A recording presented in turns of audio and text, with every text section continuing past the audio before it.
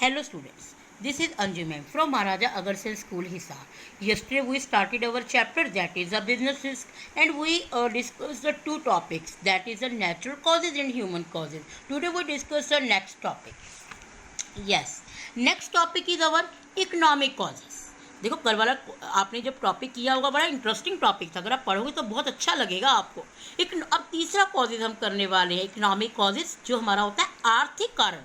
देखो अगर आपने बुक में जब हमने पहला क्वेश्चन किया था वो हमारे थे economic causes, economic activity. Economic activity किस लिए करते थे हम? धन कमाने के लिए जब हम करते हैं एक्टिविटी उसको हम इकोनॉमिक एक्टिविटीज़ कहते थे। तो कहाँ पर हमारा इकोनॉमिक लॉस होता है? देखो कितना अच्छा पॉइंट है, चेंज इन फैशन के अकॉर्डिंग जब हमारे बिजनेस को लॉस होता है। देखो अगर हम जब भी हम कोई कपड़ा डालते हैं वो हम अकॉर्डिंग टू फैशन डालते हैं। आपने देखा भी होगा कई बार हमारी नैरो जीन्स का फैशन आ जाता है, कई हमारी किसी बॉटम जीन्स का, मतलब किसी भी तरीके से हमारा फैशन चेंज होता रहता है। कई बार फुल स्लीव्स का, कई बार हाफ स्लीव्स का, कई बार किसी तरीके से आपका फैशन चेंज होता रहता है। तो उसके अकॉर्डिंग अगर आपने उसका स्टॉक इकट्ठा किया हुआ होगा तो क्या बिजनेस को लॉस नहीं होगा?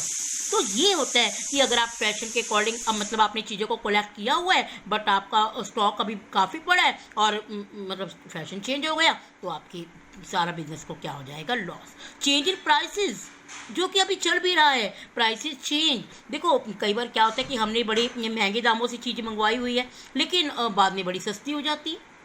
तो आपने तो कॉस्टली खरीदी हुई थी लेकिन आज मार्केट में उसका रेट बड़ा कम है, तो कस्टमर महंगी क्यों लेगा? कस्टमर तो उसी रेट से लेगा ना। तो इससे हमारा जो लॉस होगा उसे हम चेंज इन प्राइसेस कहते हैं। Third is the effect of competition. Competition मतलब आपके साथ वाले, आपके जो प्रतियोगी लोग हैं वो कैसे चीज़ों को बेच रहे हैं। क्या अगर वो 10 रुपये की चीज़ दे रहे हैं और आप 15 की दे रहे हैं, या वो 1 गेट 1 फ्री दे रहे हैं, आप नहीं दे रहे, क्या कस्टमर आपके पास आएगा? क्या नहीं आएगा। तो इसके कारण जब बिजनेस को लॉस होता है उसे हम क्या कहते हैं? Effect of competition. Providing facility to the customer. देखो ये यहाँ पर भी आप एग्जाम्पल ले सकते हैं कि अगर हमारा कॉम्पिटिटर या कोई और ट्रेडर कस्टमर को फैसिलिटीज प्रोवाइड कर रहे हैं, आप उन्हें आफ्टर सेल सर्विस दे रहे हैं, आप उनको 1 ईयर की वारंटी दे रहे हैं, तो इसके कारण जब बिजनेसमैन को लॉस होता है तो इसे हम क्या कहते हैं? इकोनॉमिक कॉजेज कहते हैं। तो ये 4 कॉजेज हमारे ऐसे थे जो हमारे इकोनॉमिक कॉजेज थे जिसके कारण बिजनेसमैन को लॉस होता है। उसके बाद हमारा अगला टॉपिक आ रहा है that is the other causes. Other कौन से कॉजेज है? देखो इसमें हमारे 4 पॉइंट और दिए हुए, आपकी मर्जी, आप 4 करने हैं तो करो, अदरवाइज आप 2 या 3 भी कर सकते हैं। देखो first is a natural causes. वो आपने जो मशीन लगाई हुई है, क्या मशीन की वियर टीयर नहीं हो सकती? मशीन भी तो आपकी टूट फूट सकती है ना। तो उसके कारण जब आपका लॉस होता है या डेप्रिसिएशन लग गया, आपकी मशीन क्या हो गई? ख़राब हो गई, तो उसके कारण भी तो लॉस होगा ना। Second is the technical causes. Technical causes का मतलब है कि आपको न्यू मशीन लगानी पड़ रही है, अब ओल्ड मशीन का फैशन नहीं रहा। जैसे कि पहले हमारे टाइपराइटर चलते थे लेकिन उसके बाद कंप्यूटर का ज़माना आया तो लोगों ने कंप्यूटर चेंज किया ना, तो उसके कारण जो उनको लॉसेज आती हैं उसे हम टेक्निकल कॉजेज कहते हैं। उसके बाद mechanical causes, when we use some defective machine we have to face really terrible result। कहता कई बार हम कभी गलत मशीनों को यूज़ करते रहते हैं तो उससे बहुत गंदे रिजल्ट आ जाते हैं। ब्रस्टिंग ए बॉयलर, जैसे कि किसी बॉयलर का फट जाना, किसी भी मशीन के द्वारा कोई नुकसान हो जाना, तो उसके कारण जो लॉसेज आते हैं वो हमारे मैकेनिकल कॉजेज आते हैं।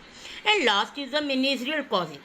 Management is the soul business of the entire business. It is here that the policies are frame. कहते देखो मैनेजर हमारे बिजनेस की सभी पॉलिसीज़ को फ्रेम करता है। अगर हमारे मैनेजर के द्वारा ही पॉलिसीज अच्छी नहीं बनाई गई, वो हमारे बिजनेस के अकॉर्डिंग फेवरेबल नहीं है, तो क्या बिजनेस में लॉस नहीं होगा? तो बिजनेस में जो हमारा क्या होगा? लॉस होगा और वो सब बिजनेस को बियर करना पड़ेगा। तो इस तरीके से हमने जो ये क्वेश्चन किया वो हमारा मेन क्वेश्चन क्या था कि रिस्क बिजनेस में कैसे क्रिएट होता है। तो इसके 4 कॉजेज हैं। First is the natural causes था, second is the human causes, third is economic, fourth is the other.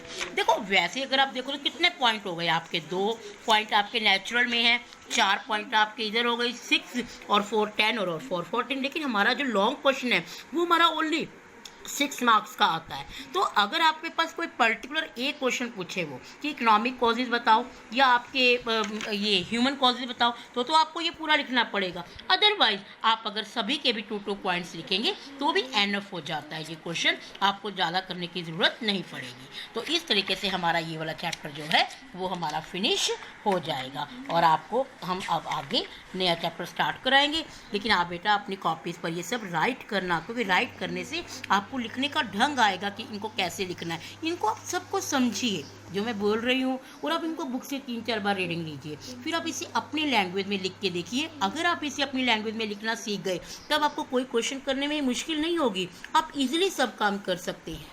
देखिए लॉकडाउन के कारण थोड़ी पढ़ाई में दिक्कत आएगी, क्योंकि आपको अभी कॉमर्स आपके लिए बिल्कुल न्यू है, लेकिन अगर आप कोशिश करेंगे बेटा, कोशिश करने से सब कुछ हो जाता है और ये भी हो जाएगा। तो आप ट्राई कीजिए, और अगर कोई प्रॉब्लम है तो आप डिस्कस कर सकते हैं। ओके।